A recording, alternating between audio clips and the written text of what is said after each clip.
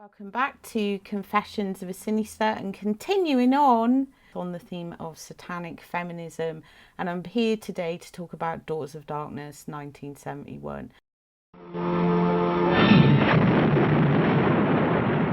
Silly tales about ghouls chased away by garlic and vampires shrinking from crosses. She kidnapped young girls and kept them chained to give blood. Blood for her to bathe in and drink. She bit them everywhere. No. And then she pushed white-hot pokers into their faces.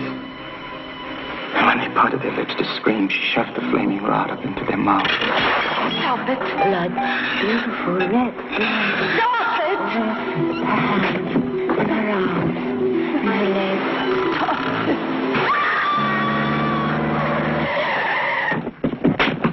it. Worry, you're safe with me. I killed no one. Again. It's difficult to forget. Oh, you will. After a while, it'll only be the remembrance of a bad dream. And then the remains of a remembrance. More and more faint in your mind. I have seen many a night fall away into an even more endless night. Nights like last night. Who do you think I am? A kind of ghoul? A vampire? Oh, no, my dear. So many nights, tumbling and tumbling away into the abyss of time. Faster, my love, faster, faster. If you think these ladies are something, wait until you meet Mother. She's something else.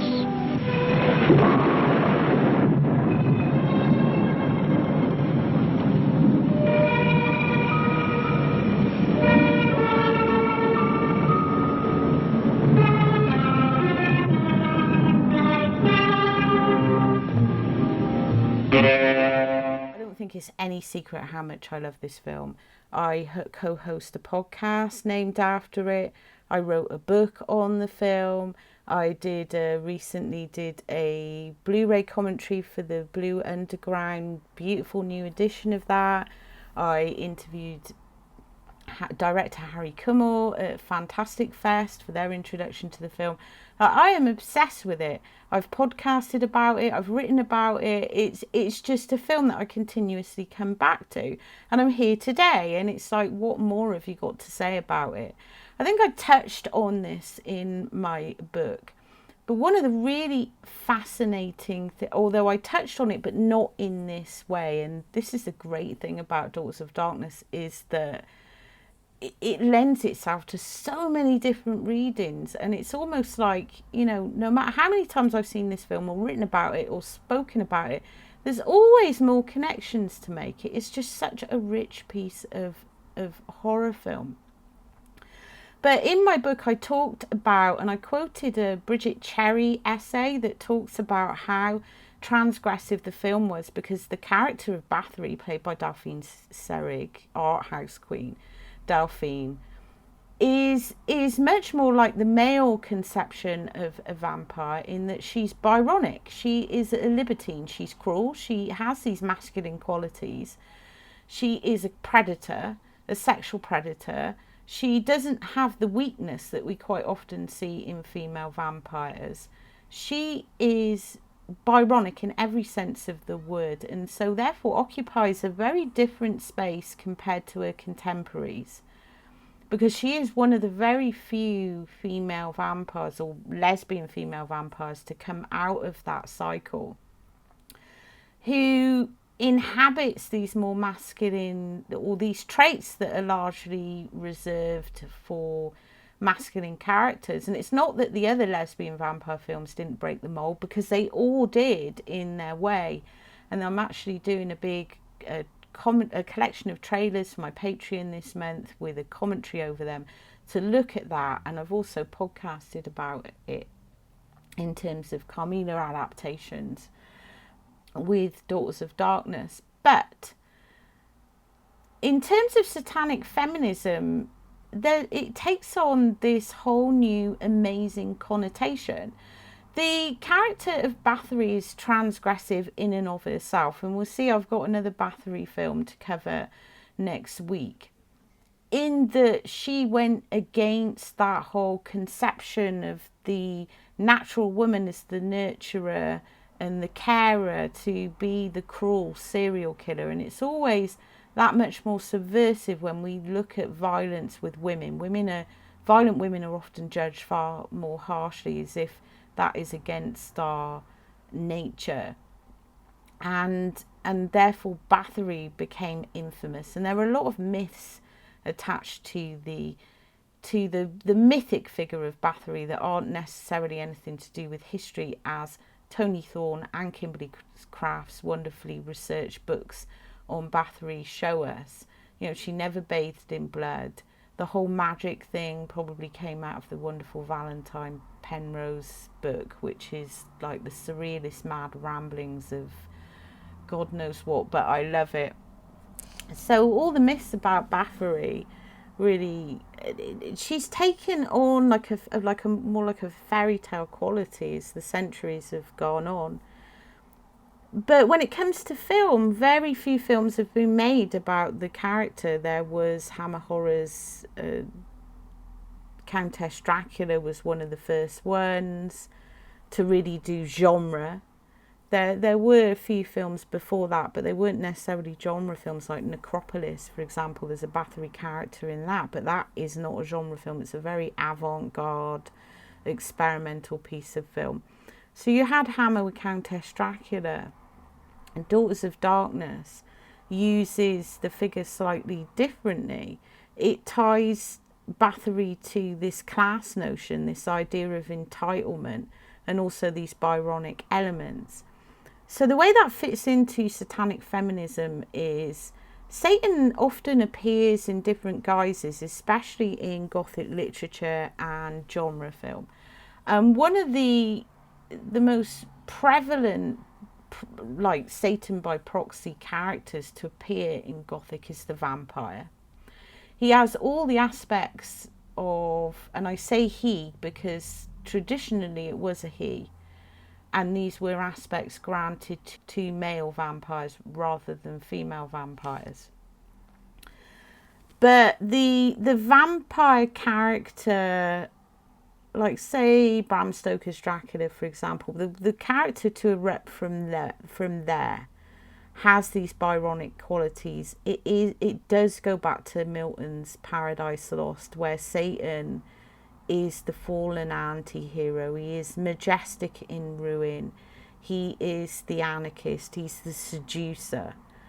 And so in a lot of these vampire films and in a lot of vampire literature, you could argue that the vampire has all these qualities of the devil himself, even if there isn't a religious theme in that material.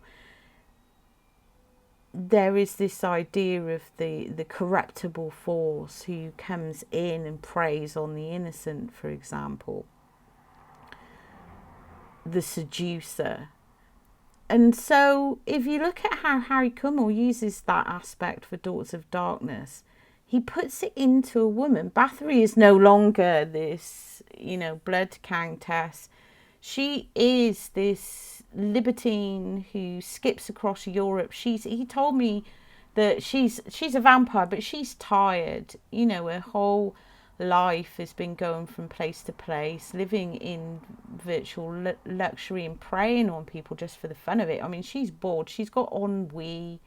She's a very decadent character in that respect. And so she meets Valerie and Stefan, this young couple, honeymooning couple, and she starts playing a game. She wants to rip them apart.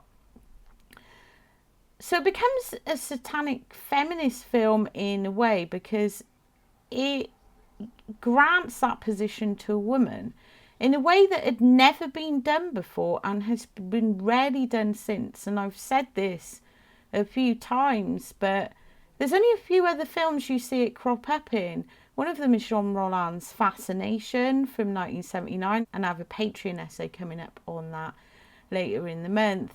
And the other is The Hunger, and the character of Catherine Deneuve in that. But largely when we look at female vampires, it's usually with a more romantic aspect to it. It's normally through a sense of weakness. So to go into Hammers for a second, Ingrid Pitt's Bathory in that, she is worried about aging. She wants to have sex with younger guys, and why not? But it's largely to do with the fact that she has this weakness, that she's losing her youth, and that's why she chases the vampire elements. So it has like a more conventional structure to it.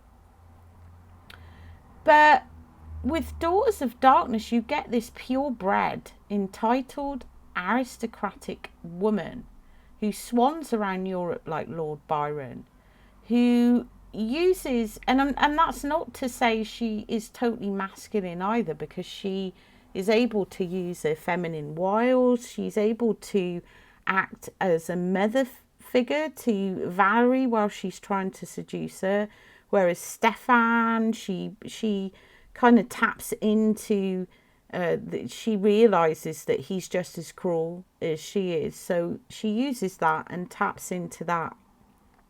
But this is such a fucking incredible thing for a genre film, and it's why I constantly talk about it in this way. And Harry would never admit to being a feminist. I don't think he particularly embraces the current trend of feminism that we have. But when I asked him about this and asked him at Fantastic Fest, he agreed, because he was just looking at how to make that character really powerful.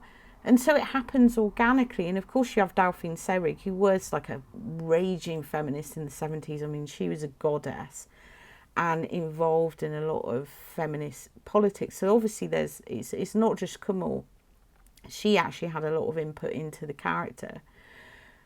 But the way the film uses the power and the seductive elements and making this woman basically not someone tempted by the devil, but the devil, is incredible.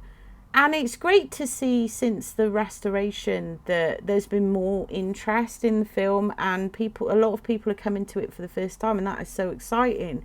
I think the thing that stood out to me that has been even more exciting about that is just how blown away by it people are, because the film was made in the midst of that whole big lesbian vampire cycle, there was a commercial push for that.